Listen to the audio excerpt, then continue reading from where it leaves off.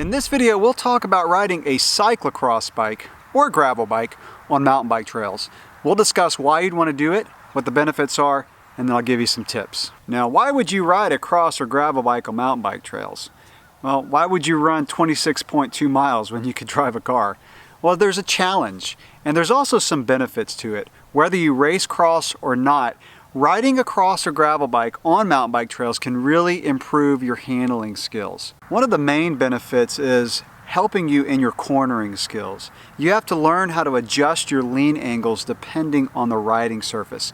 And that's a skill that's not just useful for cyclocross racing, it also helps when you're riding gravel roads. It'll also teach you how to brake late into corners and maintain your speed through corners, especially looser ones, and that is particularly a skill that will help you in your cyclocross racing. Shifting your cyclocross bike quickly is a skill that's really useful if you're racing cyclocross, and when you're riding trails, that's a skill that really gets developed. Mountain bike trails obviously are going to be more twisty and turny than just riding a straight gravel road. You also tend to encounter steeper terrain, so things like punchy climbs where you really have to get out of your saddle and crank hard and shift your gears appropriately. So not only does it help your shifting, but I also think that riding trails will help your power because you really have to learn to adjust your weight and learn how to crank hard up those steep hills. Now, I mentioned previously about cornering and learning how to pick the right lines.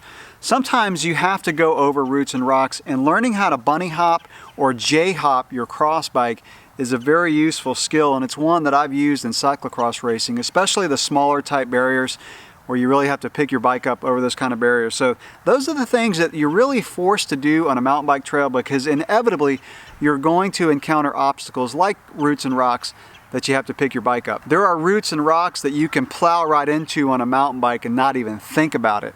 On a cross bike, it can really ping you hard and it can even damage your rims if you're plowing into it. So not only do you have to learn how to bunny hop, but you really have to learn how to be smooth. You got to learn when it's time to get your weight out of the saddle. It helps you keep your weight balanced between the front and rear of the bike. I was riding my cross bike on trails this week and I was going up a hill that was pretty rooty, and all of a sudden my bike came to a stop as I was trying to pick it up over a root, and I had my first endo on a bicycle that I probably had in, probably 10 years.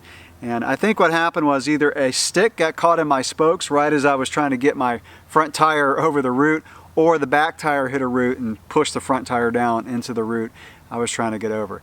So that's the kind of thing that you got to expect might happen when you're riding a cross bike, but that's also the kind of thing that really helps you hone and develop your riding skills. Now, there is a little bit of a difference between a cross and a gravel bike. The differences are subtle, but you'll notice these on a trail. One of the differences is the fact that the bottom bracket is a little bit lower on a gravel bike. And so that means you have the tendency to have more pedal strikes. So when you're encountering those roots and rocks, you got to be a little bit more careful if your bottom bracket is lower. Now, this particular bike, the Giant TCX, has a fairly high bottom bracket, so it's actually a pretty good bike to ride on trails. But what I've found is the trails that don't twist and turn, that are more flowy, feel great on a gravel bike. So a bike that has a lower bottom bracket is really going to do well on just those fast, flowy trails. And the trails that are really tight and twisty, then a pure cyclocross bike is going to turn a little bit better. However, the differences between a cross and gravel bike are pretty subtle, so either one is going to do fine on mountain bike trails. Now keep in mind, if you have a gravel bike, the tires are probably not going to have quite as much tread as a cyclocross tire. Usually gravel tires are designed for lower rolling resistance. Cyclocross tires are designed for cyclocross courses, which involves a lot of cornering.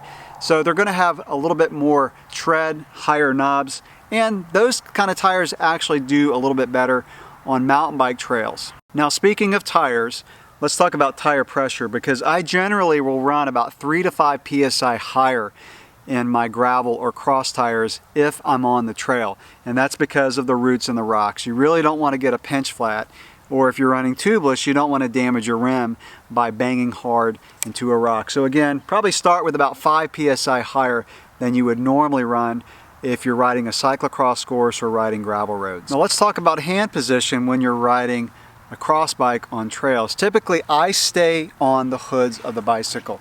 That's because I really want to have access to the brakes at all times. I want to cover the brakes, and obviously you're shifting a lot. I typically will hardly ever ride on the drops or even on the flats on trails. A couple more benefits that I want to mention is the fact that it can make you a stronger rider, especially your core.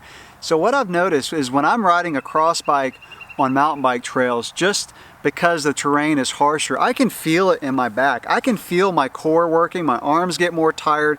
So it really kind of develops those core muscles, your hand muscles, and makes you stronger for longer gravel rides or for racing cyclocross. Now keep in mind, when you ride a cross bike on mountain bike trails, you are going to be going slower than you would on a mountain bike, unless the trail is just super buff and super smooth.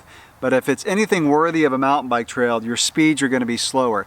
Now that leads actually to another benefit, and that is if you're going mountain biking with some riders that are quite a bit slower than you, then you can take your cross bike. You'll get that workout, you'll work on those handling skills that we talked about, and you won't be frustrated because you're going to be going a lot faster than the group you're riding with. The last thing that I want to mention is the fact that there are going to be mountain bike trails that are just simply too rough for a cross or gravel bike.